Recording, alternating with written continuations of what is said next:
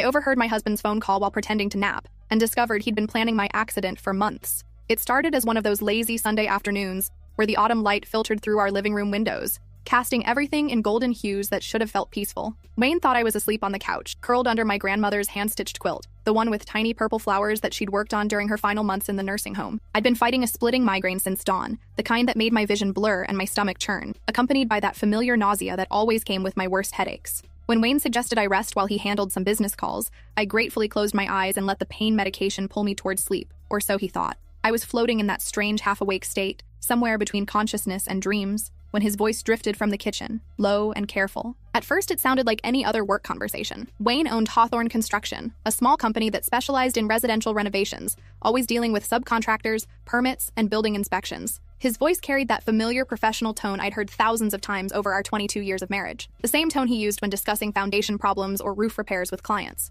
But something felt different. Something in the way he kept his voice deliberately quiet, almost whispering, made my body tense beneath the quilt. The brake lines are the cleanest option, he was saying, his words measured and deliberate. Make it look like natural wear and tear. Nothing suspicious that would trigger an investigation. My blood turned to ice water in my veins. Every muscle in my body screamed to sit up, to demand answers, to confront him right then and there. Instead, I forced my breathing to remain deep and steady, fighting every survival instinct that told me to run as far and as fast as I could. She takes that mountain road to her sister's house every Wednesday morning, Wayne continued, his voice so calm and matter-of-fact it made my skin crawl. Same time, same route. Been doing it religiously for 3 years now, ever since her mother passed away. Never deviates from the schedule. Never takes alternate routes. I wanted to vomit. That winding mountain road to visit my sister Vera. Highway 47 with its hairpin turns and steep drop-offs into the valley below. The route I'd driven every single Wednesday since Mom's funeral, because Vera and I had promised each other over Mom's casket that we'd never let grief pull us apart the way it had destroyed our cousins' relationships after their parents died. I'd always been extra careful on that road, knowing how dangerous it could be in bad weather, how many accidents had happened on those curves over the years. The insurance policy pays double for accidental death,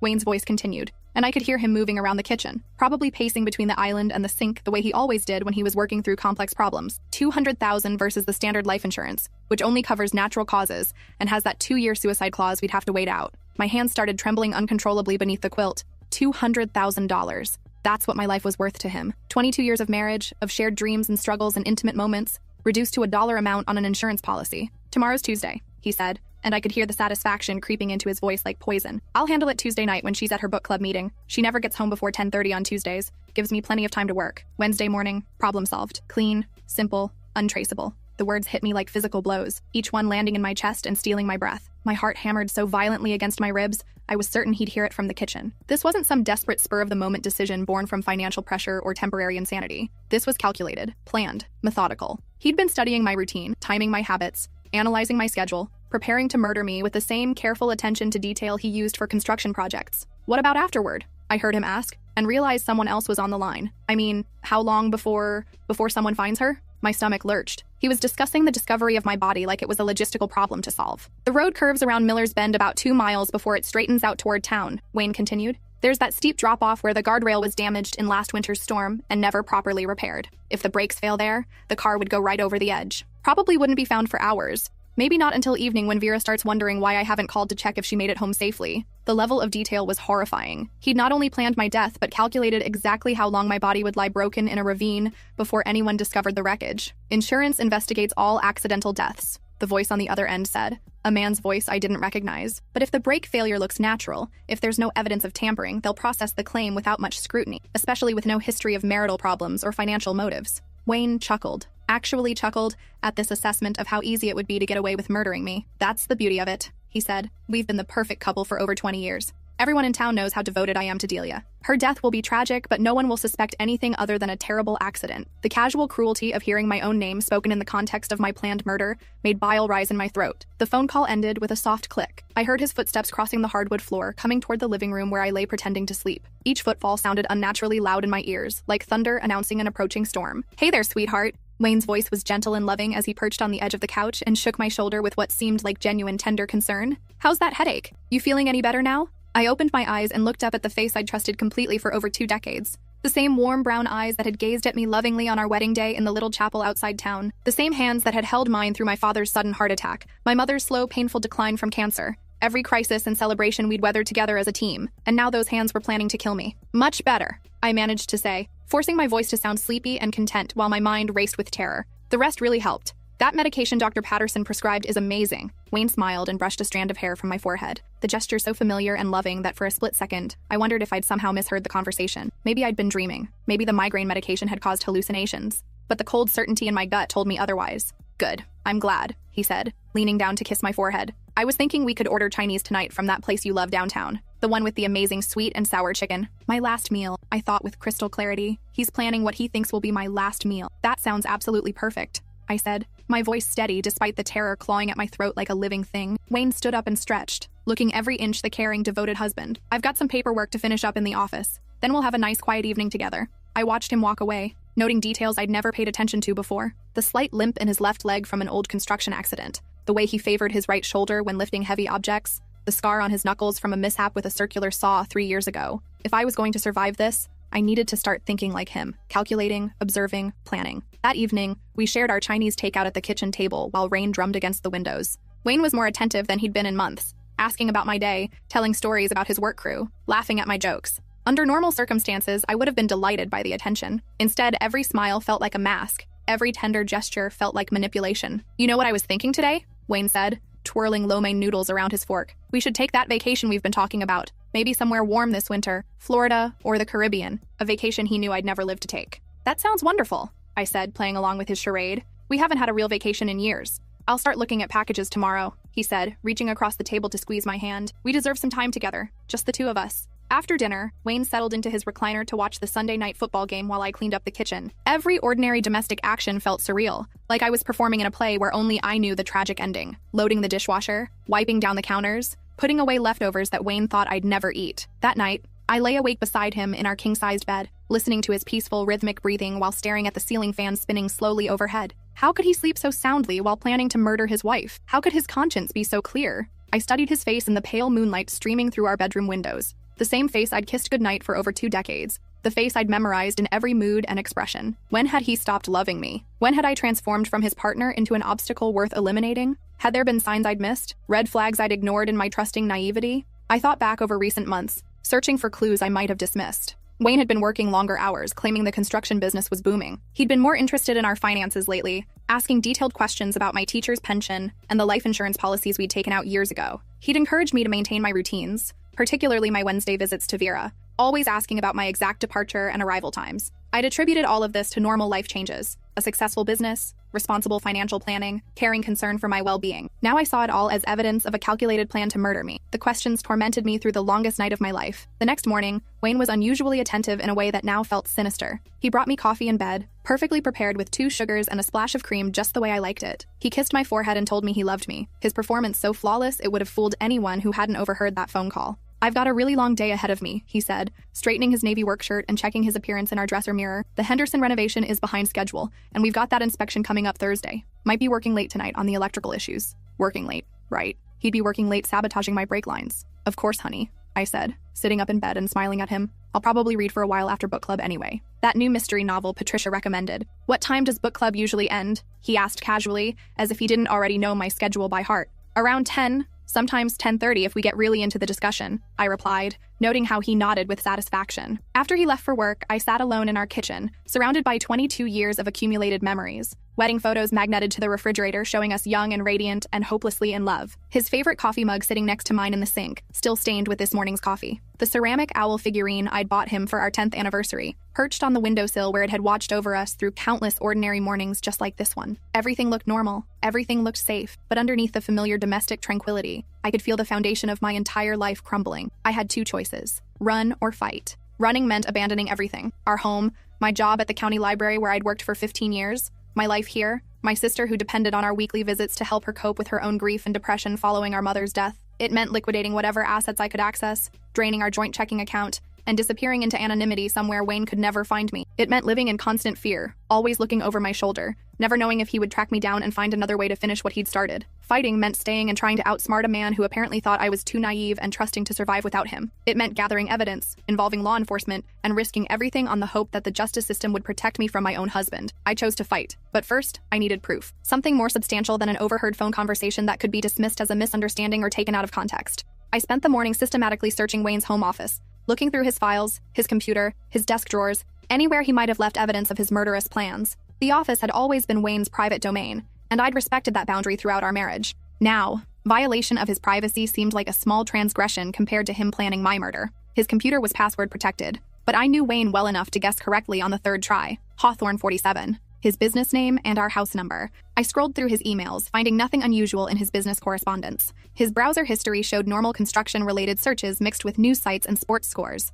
But hidden behind our insurance documents in the bottom drawer of his filing cabinet, I found a business card that made my blood run cold. Fletcher Automotive Repair. We fix what others can't. Expert in brake systems and accident reconstruction. I'd never heard of this place in my life. Wayne always took our cars to Morrison's garage downtown, where his buddy Pete Williams had been servicing our vehicles for over a decade. Pete always gave us discounts and explained exactly what was wrong in terms I could understand, treating us like family rather than customers. The address on Fletcher's card was across town in an industrial area I rarely visited, tucked between a scrapyard and a discount tire warehouse. I grabbed my purse and keys, my hands shaking as I started my car. The same 2018 Honda Accord that Wayne planned to sabotage in less than 12 hours. The drive across town gave me time to think about what I'd say, how I'd approach this without arousing suspicion. I needed information about Wayne's visit without revealing why I was asking. Fletcher's Automotive turned out to be exactly what I'd expected. A grimy, run-down shop with 3 garage bays and a small office area that looked like it hadn't been cleaned in decades. The waiting area smelled like motor oil and cigarettes, with outdated magazines scattered across cracked vinyl chairs and a coffee maker that looked older than my marriage. NASCAR memorabilia covered the walls,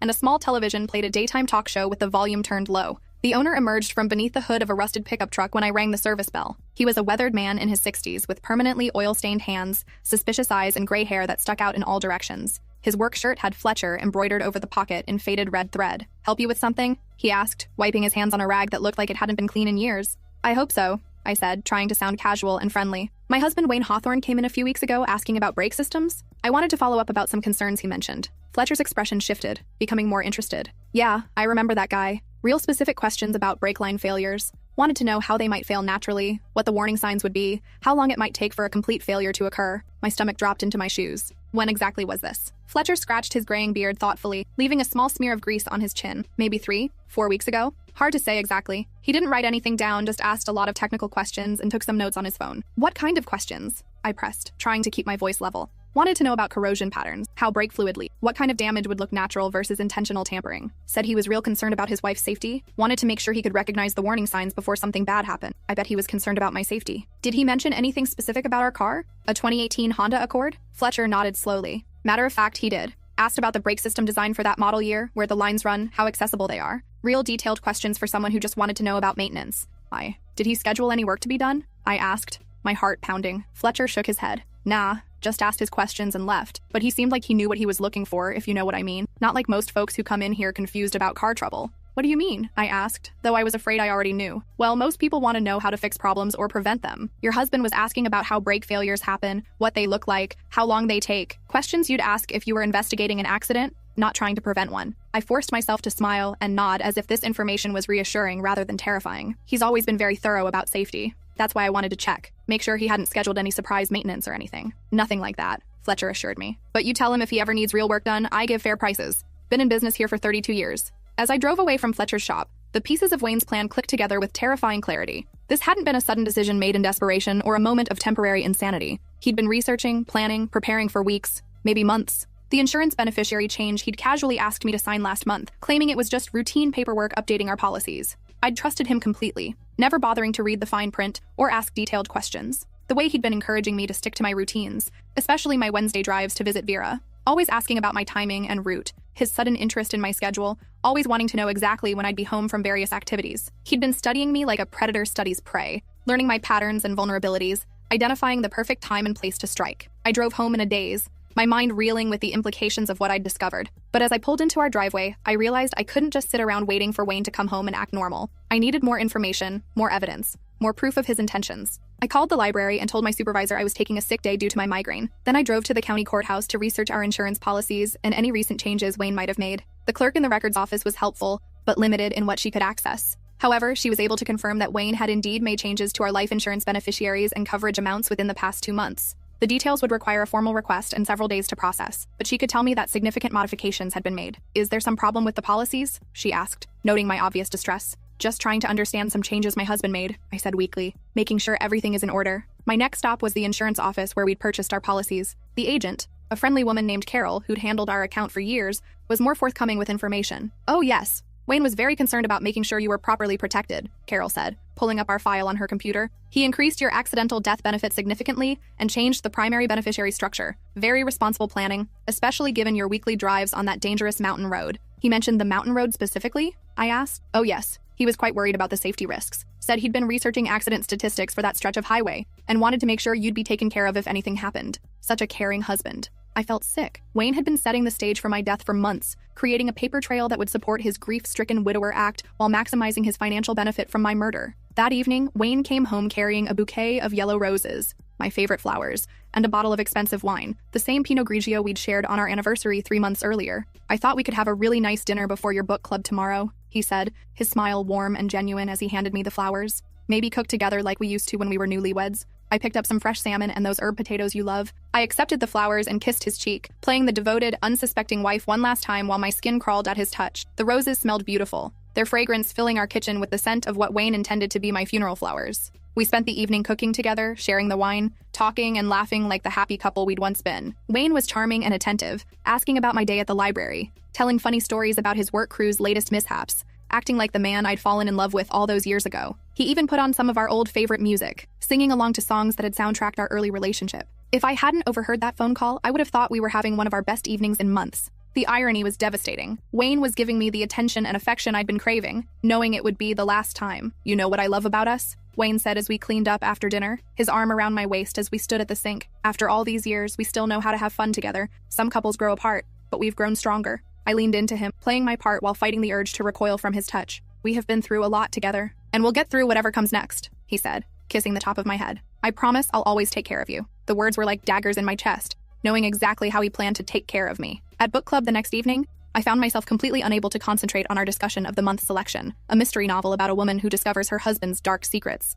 The irony wasn't lost on me, but I couldn't appreciate it through my terror. We met at Patricia's house, the same group of 8 women who'd been gathering monthly for over 5 years. Patricia, our unofficial leader and retired English teacher. Janet, who ran the local flower shop. Carol, a nurse at the county hospital. Susan, whose husband owned the hardware store. Mary, recently retired from the bank. And 3 others whose comfortable presence had become a fixture in my life. Delia, you seem a million miles away tonight, Patricia said during our break, studying my face with concern. You haven't said a word about the book, and usually you have the most insightful comments. I wanted desperately to tell her everything, to break down and confess the nightmare my life had become. Instead, I smiled weakly and blamed my distraction on work stress and lingering effects from my migraine. Actually, the headache is coming back, I lied, gathering my purse and jacket. I think I should head home early and get some rest. Are you sure you're okay to drive? Carol asked, her nurse's instincts kicking in. You look really pale. I'll be fine, I assured her. It's not that far. But instead of driving home to the house where my husband was waiting with tools to sabotage my car, I went straight to the county sheriff's office. The night dispatcher, a young man who looked barely old enough to drive, seemed skeptical of my story at first. But when I mentioned Detective Angela Rivera by name,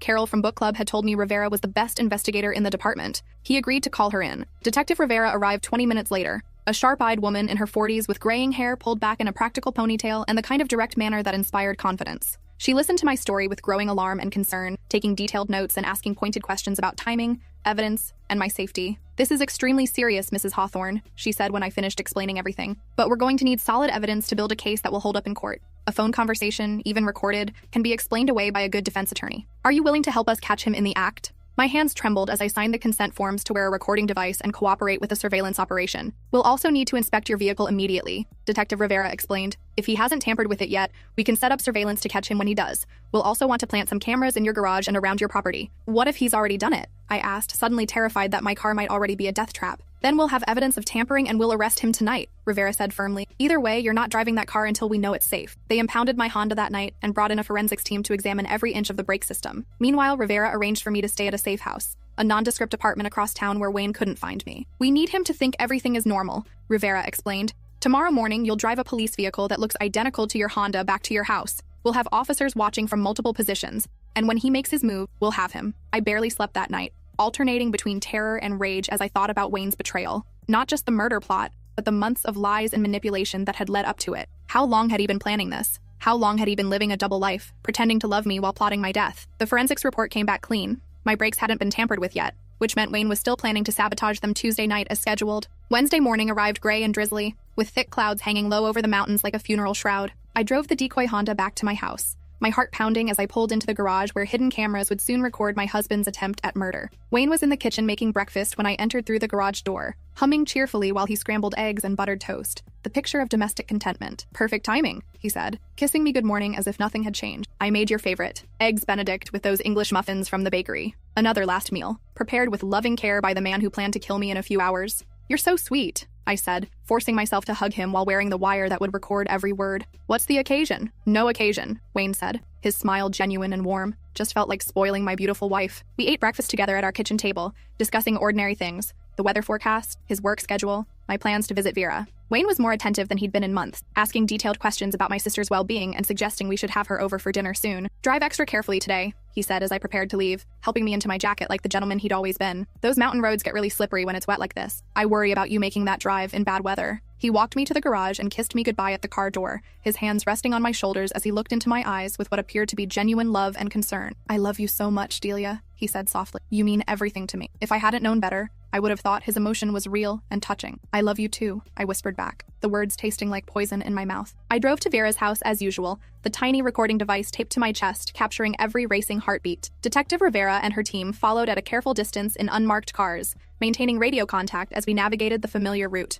At Vera's modest ranch house on the outskirts of town, I tried to act normal while my nerves screamed with tension. Vera had always been perceptive, and she immediately noticed my agitated state. "Delia, you're really starting to scare me," my sister said, watching me pace her living room like a caged animal. "You've been acting strange for days. What's going on?" I couldn't tell her the truth. Not yet. Not until Wayne was safely behind bars and the nightmare was over. "Just some stress at work," I said weakly, unable to meet her eyes. "Budget cuts and reorganization. You know how it is." But Vera knew me too well to buy such a transparent lie. "This isn't work stress," she said firmly, grabbing my hands to stop my pacing. "This is something serious. Talk to me." Before I could respond, my phone buzzed with a text message from Wayne. "Hope you're having a wonderful visit with Vera. The weather is clearing up nicely here. Love you so much, sweetheart." The audacity and cruelty of it made me physically ill. He was checking my location, confirming I was safely out of the way while he prepared to murder me. "Delia, you're shaking," Vera said, her voice filled with alarm. "What's wrong? What aren't you telling me?" At exactly 2:47 p.m., my phone rang. Detective Rivera's number. "We have him," she said, her voice tight with controlled anger. "He's in your garage right now with a full toolbox working under your car. We can see everything on the surveillance cameras. Him loosening brake line connections, making small cuts that would cause gradual failure, making it look like natural wear and corrosion. We're moving in to arrest him now." I collapsed into Vera's arms. 24 hours of constant terror finally catching up with me as my body shook with exhausted sobs. "Delia, what's happening?" Vera demanded, holding me tight while I fell apart. "Tell me what's going on right now." Through my tears, I told her everything. The overheard phone call, the insurance changes, the evidence I'd gathered, the police investigation. Vera listened in shocked silence, her face cycling through disbelief, horror, and rage. "That bastard," she whispered when I finished. "That calculating bastard. How could he do this to you?" An hour later, Detective Rivera called again with the full story. "He's in custody and has been read his rights," she reported. "We got everything on video. The brake line sabotage, him testing the damage to ensure it would cause failure at high speed, even him rehearsing his grief-stricken husband act for when your body was discovered. During questioning, he broke down completely and confessed to planning this for over 3 months. 3 months, I whispered, feeling physically sick. "Apparently, he's been having an affair with Melissa Carson, his 26-year-old office manager," Rivera continued. "She's pregnant with his child, due in February. He wanted you gone so he could start fresh with his new family without the complications of divorce, and he needed the insurance money to pay for their new life together." The betrayal cut even deeper than the murder plot. Not only had Wayne been planning to kill me, but he'd been systematically building a replacement family while I slept trustingly beside him every night, completely oblivious to his double life. "There's more," Rivera said grimly. "We found extensive evidence that this wasn't his first plan. He'd been researching other methods for months. Carbon monoxide poisoning to make it look like a household accident, staged break-ins gone wrong, even poison that would mimic natural illness. The brake line sabotage was just his latest and most refined plan." "How long?" I asked weakly. "How long was he planning to kill me?" "Based on his internet search history and the timeline of his relationship with Melissa, we believe he started seriously planning your murder about 6 months ago, right around the time she told him she was pregnant. 6 months. Half a year of living with a man who was actively plotting my death, who kissed me goodnight while researching ways to kill me, who made love to me while planning my funeral. We also found evidence that he'd been slowly poisoning you with small amounts of antifreeze mixed into your coffee," Rivera added. "Not enough to kill you quickly, but enough to cause the chronic headaches and digestive issues you've been experiencing. He was testing methods and building up to the main event, the migraines, the nausea, the fatigue I'd attributed to stress and middle age. Wayne had been slowly poisoning me for months, using my body as a testing ground for his murder techniques. He's being charged with attempted murder, conspiracy to commit murder, assault with a deadly weapon, and domestic violence," Rivera concluded. "With the evidence we have, he's looking at life in prison without the possibility of parole." The trial 6 months later became a media sensation throughout our small town and beyond. Local contractor plots wife's murder for insurance money and secret love child was the headline that appeared in newspapers across the state. Television news crews camped outside the courthouse, interviewing neighbors and former clients who expressed shock and disbelief at Wayne's true nature. Wayne's defense attorney, a high-priced lawyer from the state capitol, tried desperately to discredit the evidence and paint Wayne as a devoted husband who'd simply made some poor choices under stress. He claimed the brake line tampering was just Wayne checking the safety of my vehicle, that the insurance changes were responsible financial planning, that the affair was a momentary lapse in judgment rather than a calculated betrayal. But the video evidence was damning and undeniable. The jury watched in horrified silence as surveillance footage showed Wayne methodically sabotaging my brakes with the same precision and care he brought to his construction work. They heard the recorded phone conversations where he calmly discussed timing my death for maximum insurance benefit and minimal suspicion. Most damaging of all was Melissa Carson's testimony. Pregnant and facing her own criminal charges as an accessory, she described in detail how Wayne had told her about his plans to solve the Delia problem permanently, how he'd promised her they'd be together as soon as his wife was out of the picture, how he'd shown her insurance documents and explained how much money they'd have to start their new life together. He said it would look like an accident, Melissa testified, her voice barely audible in the packed courtroom. He said no one would ever suspect him because everyone knew how much he loved his wife. The prosecution also called Fletcher, the mechanic who testified about Wayne's suspicious questions regarding brake failures. They called our insurance agent, who described Wayne's unusual interest in accidental death benefits. They called my doctor, who confirmed that my recent health problems were consistent with chronic low-level poisoning. Wayne's employer testified that Wayne had been stealing equipment and materials from job sites for months, selling them to fund his secret life with Melissa. Co-workers described how Wayne's behavior had changed dramatically over the past year, becoming secretive and paranoid, often making mysterious phone calls and leaving work for unexplained appointments. The most heartbreaking testimony came from Vera, who described how she'd watched me suffer through months of mysterious illnesses and marital problems that I'd kept hidden from everyone, trusting Wayne completely, even as he slowly destroyed my health and planned my death. Wayne himself never took the stand, despite his lawyer's apparent desire to put him before the jury. Perhaps they realized that Wayne's calm, calculating personality would only reinforce the prosecution's portrayal of him as a cold-blooded killer, rather than a desperate man who'd made a terrible mistake. The deliberation lasted less than 2 hours. When the foreman read the verdict, guilty on all counts, Wayne's face showed no emotion at all. No remorse, no surprise, no anger, just the same blank expression he'd worn throughout the trial, as if the proceedings were happening to someone else. 25 years to life without the possibility of parole. Standing in the courtroom as they led Wayne away in shackles and an orange jumpsuit, he looked at me one final time with something that might have been regret, or maybe just frustration that his carefully laid plans had been discovered and thwarted. "I never meant for things to go this far," he said quietly, his voice barely audible over the courtroom noise. "But you did go that far,"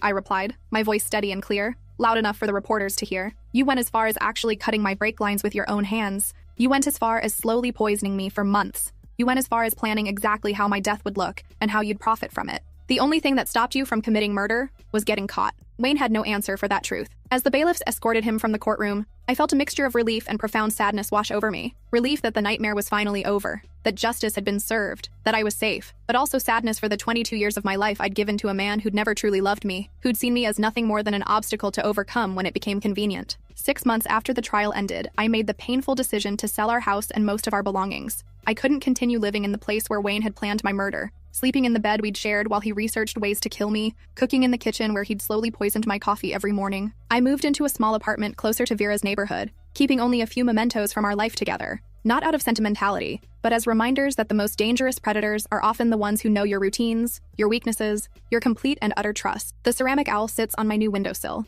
no longer a symbol of our love, but a guardian watching for threats I might not see coming. The insurance company eventually paid out Wayne's life insurance policy to me, since his conviction voided any claims he might have had. I donated most of the money to organizations that help victims of domestic violence, keeping only enough to start fresh in my new life. Melissa Carson pled guilty to conspiracy charges and received 5 years probation in exchange for her testimony against Wayne. Her baby was born 3 months after the trial ended, a little girl who will grow up knowing her father is a would-be murderer. Sometimes I wonder what Melissa tells people about the child's father, whether she's moved away to start over somewhere new, whether she ever thinks about how differently things might have turned out. I returned to my job at the library, where my co-workers and regular patrons surrounded me with support and understanding. Reading had always been my escape, and now it became my salvation, allowing me to lose myself in other people's stories while slowly healing from my own trauma. Vera and I grew closer than we'd ever been before, bonding over our shared experience of discovering that the people we trust most can sometimes be the ones who hurt us worst. She moved into an apartment in the same complex as mine, and we spend most evenings together, cooking dinner and talking about everything and nothing. I still drive to visit her every Wednesday morning, maintaining the routine that Wayne had planned to use against me. But now I take a completely different route, avoiding Highway 47 with its dangerous curves and painful memories. The new route takes me through the scenic Valley Road, past farms and forests that remind me there's still beauty in the world despite all the ugliness I've experienced. And I always check my brakes first. Sometimes, late at night when I can't sleep, I wonder what would have happened if I hadn't overheard that phone call. If I'd stayed asleep on the couch that Sunday afternoon, if Wayne had successfully sabotaged my brakes Tuesday night, if I'd driven to Vera's house Wednesday morning and died in a fiery crash on Miller's Bend, would anyone have suspected? Would the insurance investigation have uncovered the truth? Would Wayne have gotten away with murder, collected his $200,000, and started his new life with Melissa and their baby? The answer terrifies me more than I care to admit. But then I remember Detective Rivera's words from that first night in the police station. The most important thing is that you trusted your instincts and asked for help. Too many victims doubt themselves or stay silent until it's too late. I survived because I listened to that voice in my head that said something was wrong, even when everything looked normal on the surface. I survived because I chose to fight rather than run. I survived because I refused to become another statistic, another woman whose trust was used as a weapon against her. These days, I sleep peacefully in my new apartment, no longer afraid of the man lying beside me because there is no man lying beside me. I've learned to live alone, to trust my own instincts, to find safety in solitude rather than partnership. I don't know if I'll ever trust someone enough to share my life again. The betrayal Wayne inflicted goes deeper than attempted murder. It's the violation of everything I believed about love, marriage, and human nature. But I'm working on healing, one day at a time, one Wednesday visit with Vera at a time, one peaceful night's sleep at a time. And every morning when I start my car, I remember that I'm alive, not because Wayne changed his mind or had a crisis of conscience, but because I chose to save myself. That knowledge, more than any security system or self-defense class, gives me the strength to keep moving forward into whatever comes next.